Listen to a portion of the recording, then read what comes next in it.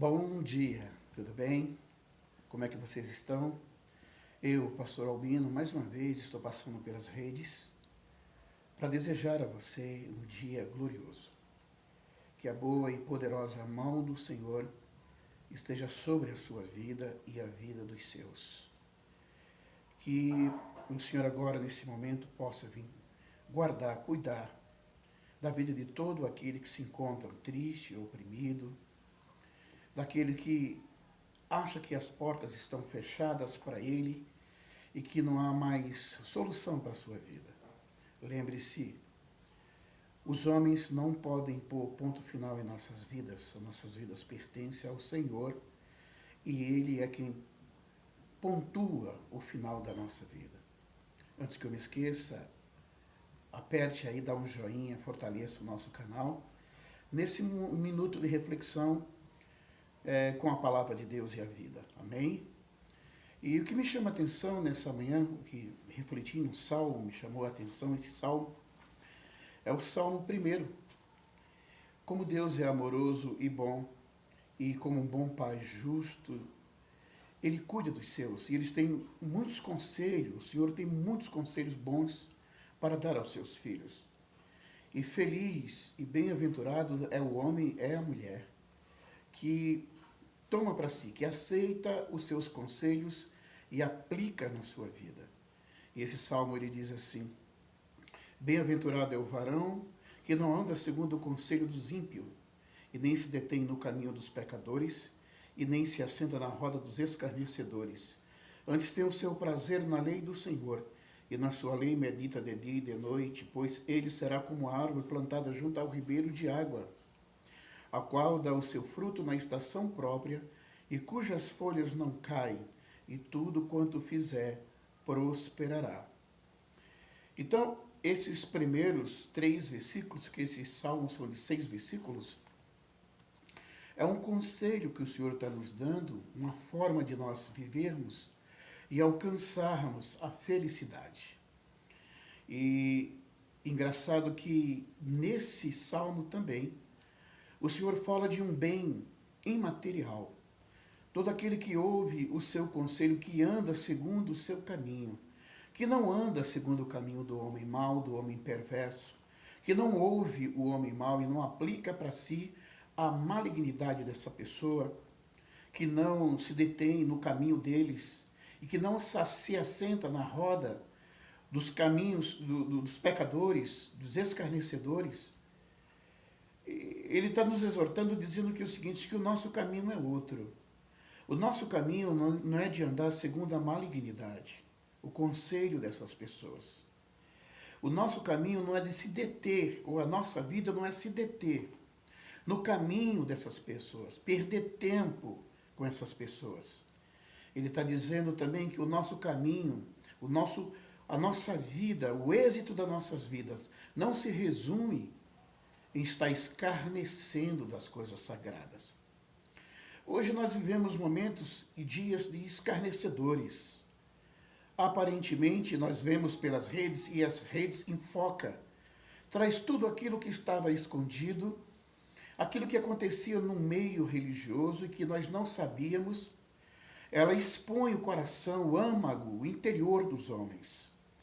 E nós vemos hoje as pessoas se escarnecendo daquilo que é sagrado, sem nenhum temor a Deus. E essas pessoas, ou as pessoas que fazem isso, não há felicidade, não há realizações. Por algum motivo de frustração eles cometem isso. E o Senhor fala também acerca daqueles que, ao contrário disso, medita na sua lei.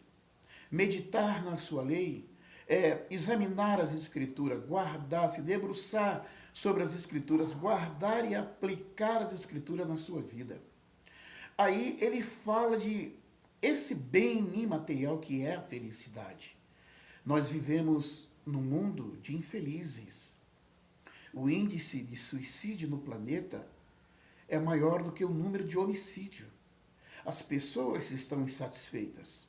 As pessoas andam infelizes. Porque a nossa felicidade não consiste, ela não está atrelada a bens materiais. a realizações profissionais. A nossa felicidade, o texto aqui nos diz, que está justamente em abandonar a prática da malignidade, é parar de ouvir os pecadores, deixar de ser escarnecedor e meditar, se debruçar, examinar a sua palavra e aplicar na sua vida. Isso assim fazendo, a palavra de Deus nos diz aqui que nós seremos como uma árvore plantada junto ao ribeiro de água. Olha que coisa tremenda. E quando o salmista fala sobre a árvore e ribeiros de água, ele, de uma certa forma, faz alusão ao deserto. No deserto é impossível haver água, mas através de algumas árvores é identificado ao longe que ali tem um oásis, que ali passa o rio, que ali tem a água. Então, os transeuntes do deserto, aquelas pessoas que vêm com as suas caravanas pelos desertos, sedentos e famintos, ao longe ele percebe que há um rio porque há um serpenteamento de árvore. E eles deduzem que se há árvore, ali haverá água e fruto e prosperidade. Deus é aquele pai que senta os seus filhos em volta da mesa e, partindo o pão, oferecendo-lhe o pão, dá bom conselho aos seus filhos. É uma coisa tremenda. Ele diz no 3, pois será como a árvore plantada junto ao ribeiro de água, o qual dá o seu fruto na estação própria. E esse fruto aqui, que as Escrituras nos dizem, está escrito em Gálatas capítulo 5, versículo 22. É necessário que aqueles que estão fundamentados, arraigados em Deus, ele frutifique. E esses frutos têm uma lista, começando por amor ou caridade. É necessário que aqueles que estejam em Deus, ele saiba amar. E o amor e a caridade não é demonstrada só a Deus. Muito pelo contrário. Ao se debruçar sobre as suas escrituras, ao examinar as suas escrituras, ao aplicar as suas escrituras em nossas vidas, nós passamos a ter esse bem imaterial que é a felicidade, que é o contentamento, e paulatinamente nós aprendemos a amar as pessoas. Quantas são as milhares de pessoas que todos os anos cometem suicídio? Porque a sua vida é vazia, porque eles não estão bem, é uma crise existencial, o seu homem interior está infeliz. E essa felicidade, ela não é preenchida com valores, com bens. Muito pelo contrário, nós somos seres espirituais e o que preenche a nossa lacuna existencial é a presença desse Deus. E isso tanto faz. Você morar numa favela ou morar no Alphaville, num bairro nobre aqui de São Paulo. Isso não tem a ver. O contentamento, a satisfação existencial, interior, não está nos bens que se possui. Não é pelos graus universitários que você tem e adquiriu. Muito pelo contrário. A felicidade, ela se encontra justamente, esse bem precioso e imaterial, ela se encontra justamente quando a criatura tem esse encontro direto com o Criador. E a sua lacuna e o seu cânon espiritual é preenchido pela presença desse ser glorioso, que todos os seres humanos, ainda que seja cético, ainda que diga que não acredita, eles lutam para conhecer esse ser. E ele diz que nós seremos prósperos. Que a nossa prosperidade aqui, ele fala, não é só imaterial, mas material também. Portanto, nós devemos prestar atenção ao conselho do papai. Devemos pôr em prática isso em nossas vidas. Largar o conselho dos homens perversos. Porque a sociedade, ela está permeada, pervertida, justamente com a perversidade. Não devemos perder o nosso tempo com pecadores, praticando as suas obras, se nós tivemos que parar nessa caminhada para falar com o pecador, que essas falas, que essas palavras, seja para esclarecer de uma forma direta o perigo que ele está correndo longe do conhecimento desse Deus, e muito menos sentar à roda de escarnecedor. Ter nossos lábios, na nossa boca, a palavra chula, torpe. Passar o nosso tempo com chucarrice, pavoice, falando coisa, enaltecendo coisas que não edificam, nem ao homem, nem a Deus. Mas termos sempre nos lábios uma palavra sóbria, uma palavra de esperança ao desesperançado, palavra de alento àqueles que não têm alento, uma palavra de amizade, uma palavra que tire ele do estado de prostração. A Bíblia diz: se assim a gente fizer, em tudo que a gente for fazer, prosperaremos. A Bíblia fala, inclusive, que essa prosperidade também é material, porque Deus, ele trabalha para os filhos. Ninguém vai trabalhar para, ao voltar para casa, com as compras para o vizinho ou para os filhos do vizinho. E a Bíblia diz que os filhos de Deus são todos aqueles que reconhecem e que aplica sobre a sua vida os seus conselhos. São um salmo de 6 versículos.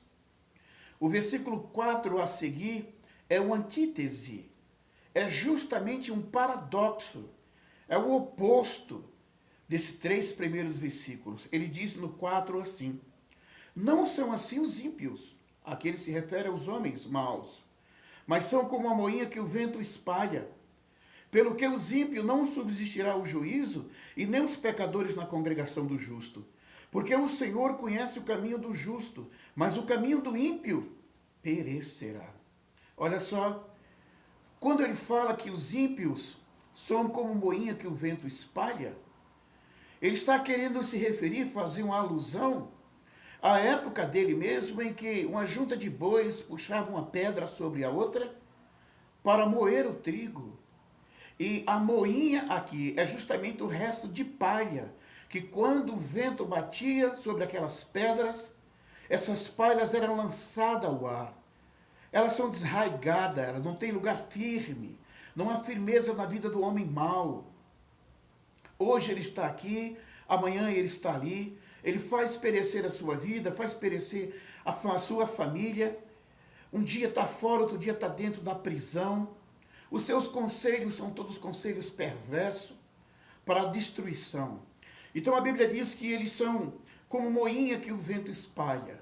Ele não tem valor nenhum para agregar. Ninguém chega no mercado para comprar palha. Quem quer palha? Se compra trigo e não palha.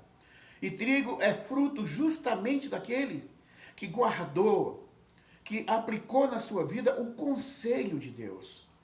É um homem bem-aventurado, e a palavra bem-aventurado no grego é mais do que feliz. Mais do que feliz é o homem, mais do que feliz é a mulher, que guarda os conselhos de Deus na sua vida, que aplica na sua vida os conselhos de Deus, que não perde o seu tempo com más conversações, com dolo, com questões que não levam a lugar nenhum, mas que tem sempre uma palavra firme, sóbria, uma palavra de equilíbrio, de equidade, de solidariedade às pessoas. Que tenhamos uma vida assim, que tenhamos uma vida voltada para isso. O versículo 5 ele diz ainda: pelo que os ímpios não subsistirão no juízo. Então essa primeira parte do versículo ele começa a dizer que há um juízo, que haverá um juízo no futuro.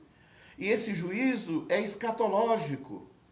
Eles não subsistirão nesse juízo. Nesse grande dia, eles estarão lá para ser condenados. A Bíblia diz que o homem está sujeito a morrer uma só vez. O livro de Hebreus, a carta aos Hebreus, a epístola aos Hebreus. E depois disso, segue-se o juízo. E aqui o salmista fala desse juízo. Que esses homens maus, que essas mulheres perversas, não irão subsistir o juízo, eles irão até esse grande trono, esse grande juízo, esse grande dia do Senhor. O juízo final, que são tudo denominação para falar desse julgamento. mas eles já vão certo do que eles serão condenados. Ele diz, pelo que os ímpios não subsistirão no juízo e nem os pecadores na congregação dos justos. O que é engraçado aqui é que a congregação dos justos é a assembleia. Porque a igreja somos todos nós, pessoas individuais. Quando aceitamos a Cristo, confessamos a Cristo e tributamos a Cristo toda a honra e toda a glória, passamos a ser a igreja, a eclesia de Cristo. Mas nós temos uma congregação, temos uma assembleia, porque é nessa assembleia que os justos, que eles estão dizendo, eles crescem um no outro, levando as cargas uns dos outros, como diz Paulo em Gálatas. É necessário o ajuntamento, porque a bênção de Deus se dá no ajuntamento. A Bíblia diz que onde tiver 2 ou 3 reunidos no nome dele, ele estará presente. É o ajuntamento, é os diferentes, é a diferença, são o antagonismo da vida que faz com que crescemos na presença de Deus.